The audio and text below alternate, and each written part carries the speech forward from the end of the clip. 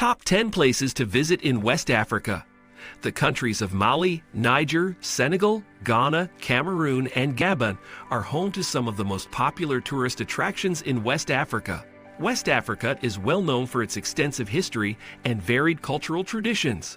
The primary attractions of Niger and Mali are characterized primarily by landscapes and structures made of mud. Slave forts on Goree Island and along the coast of Ghana are very popular tourist destinations.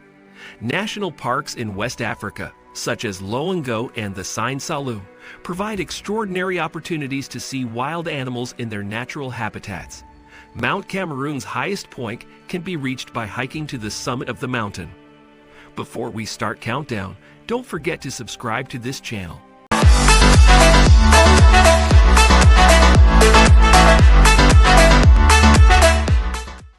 Number 10. Djenné, Mali. One of the oldest cities in sub-Saharan Africa is Djenné, which is located in Mali and was established around the year 800 AD.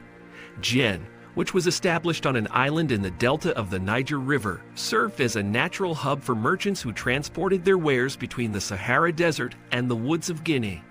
Throughout its history, Djenné has evolved into a hub for Islamic scholarship, and the magnificent Grand Mosque continues to preside over the city's central market.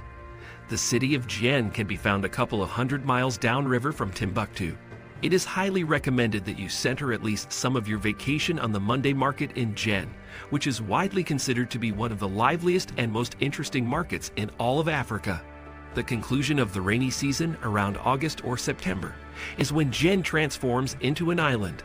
Thus now is the perfect time to visit. Number 9. Loango National Park, Gabon. Loango National Park is a relatively new ecotourism attraction that is located in western Gabon. This park is being marketed as Africa's Last Eden. It is only possible to view whales, chimpanzees, gorillas, and elephants in the same park at Loango, which makes it unique among African parks. One day in Loango can be spent exploring the savanna, the swamp, the woodland, or the seashore in search of wild animals. The park is home to both a primary lodge as well as several satellite campgrounds. Because there is such a wide variety of things to see and do within the park, it is recommended that visitors spend at least 3 days there. Number 8. Goree Island, Isle de Gorée, Senegal. Isle de Gorée, also known as Goree Island, is a tiny island that is located just off the coast of Dakar, the huge capital city of Senegal. In contrast to the chaotic streets of Dakar, this place is an oasis of peace. Because the island is so small and there are no cars allowed there, visitors are free to explore at their own pace. Goree Island was a significant hub for the trade of slaves. The Dutch constructed the Maison des Esclaves, House of Slaves, in 1776 as a holding point for slaves. It is currently the most popular tourist destination on the island. The home has been preserved and turned into a museum, which is open every day of the week except Monday. The island is home to several additional museums that are worth exploring, as well as a bustling tiny jetty that is lined with eateries specializing in seafood. Number 7. Bandiagara, Dogon country, Mali. The Dogon people are indigenous to the Bandiagara Escarpment in the eastern part of Mali. Their traditional dwellings are quite literally cut out of the cliffs. Some of the dwellings in this area were constructed by the Telem, who were the first people to settle in this area. Because of their elevated locations, even rock climbers are unable to access these homes. The escarpment is a stretch of terrain that is around 125 miles long and provides visitors with glimpses of distinct communities, rich Dogon culture, including spectacular masked dances and art, and breathtaking scenery. Visitors to the region typically begin their journey in the lively city of Mopti, but the one-of-a-kind Hotel Canberry in Bandiagara is another option for lodging. The best way to get a feel for the area is on foot, preferably with a knowledgeable guide and a pair of shoes that are up to the task. The months of November through February are ideal for traveling. Number 6. Ganvié, Benin. Benin's Ganvié is a one-of-a-kind community that was constructed on a lake and is located close to the nation's capital, Cotonou. Houses, stores, and eating establishments in Ganvié are all perched precariously atop wooden stilts. Many feet above the water. The majority of the population relies on fishing as their primary means of financial support. Ganvié is not the most welcoming destination in all of Benin, but it is a fascinating day trip destination and a one-of-a-kind spot to check out.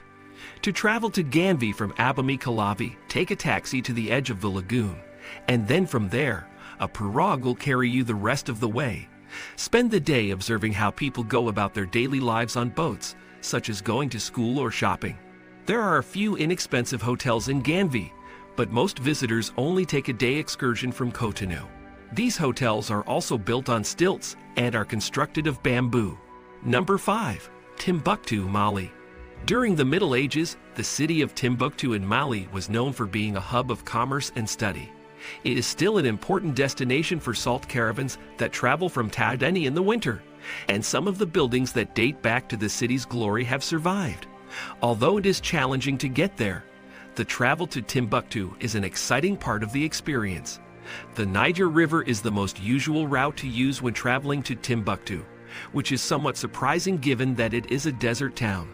The best time to visit is while the festival in the desert is taking place in Escarpment, and you should also make an effort to attend the festival known as Goree Island in Indulge, Niger, which is located just across the border.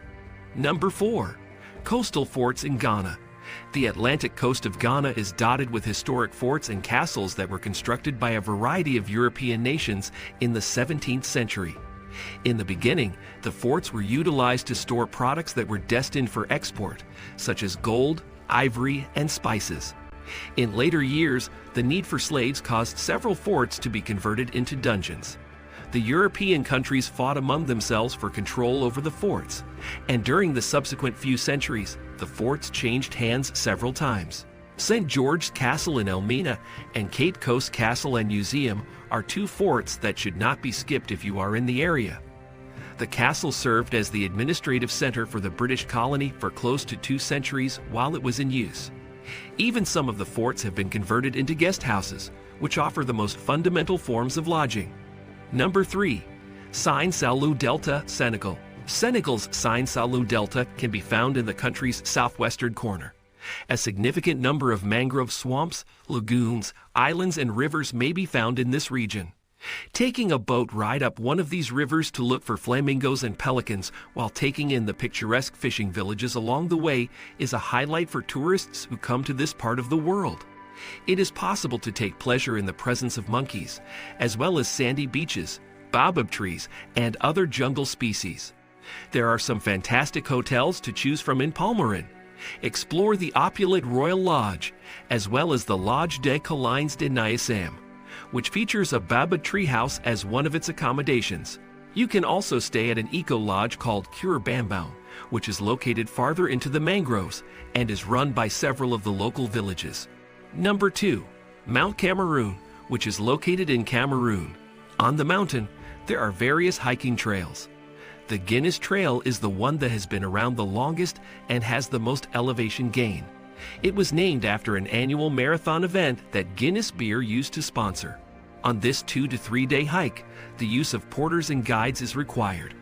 On the main pathways, there are shelters and camps with only the most fundamental amenities. The primary trail travels through agricultural terrain, a rainforest, montane forests, and savanna, and finally arrives at the mountain's rocky peak. Number 1. Agadez, Niger. Agadez, which is located in Niger, is frequently contrasted with Timbuktu. Both of these towns have a long and illustrious history of serving as commercial and cultural hubs. Agadez is an intriguing town that is well worth exploring, and it serves as the entry point to the breathtaking Air Mountains and Tenaire Desert. Highlights include the Grande Mosque and Palais du Sultan. The Grande Marque is the place in town with the most activity, and it gives visitors a view of the various cultures that coexist and do business in this area. Do you like it? Kindly give your valuable response in our comment section below, and don't forget to subscribe to our YouTube channel for more interesting and informative videos.